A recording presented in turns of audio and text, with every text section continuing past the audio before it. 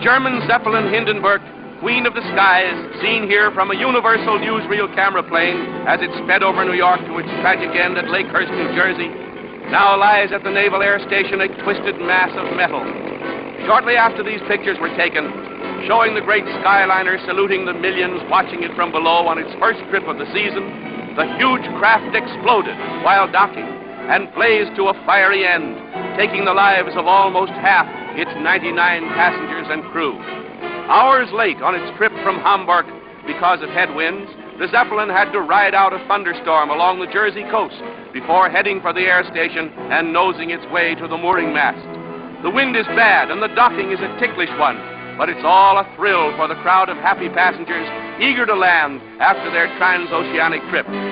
Slowly the big ship warps in, and the ground crews rush for the mooring lines. In another 10 minutes or so, the great aircraft would have been snugly docked.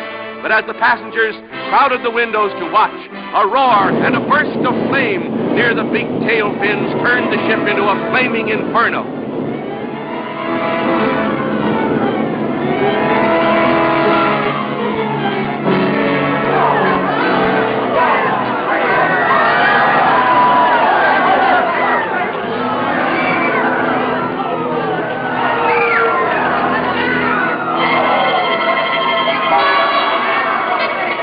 Passengers and crew, the fortunate among them, fell or jumped and were dragged to safety before the fiery furnace took their lives.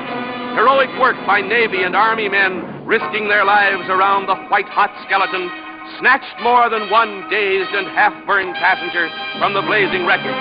But for the most of those trapped in the incandescent tangle, there was no hope. It's the greatest of miracles that anyone came out of the disaster alive.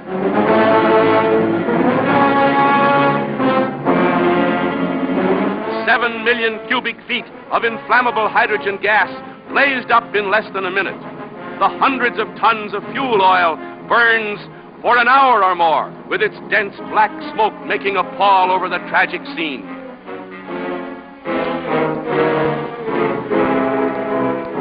In all the history of air disasters, this is the worst, the most terrible.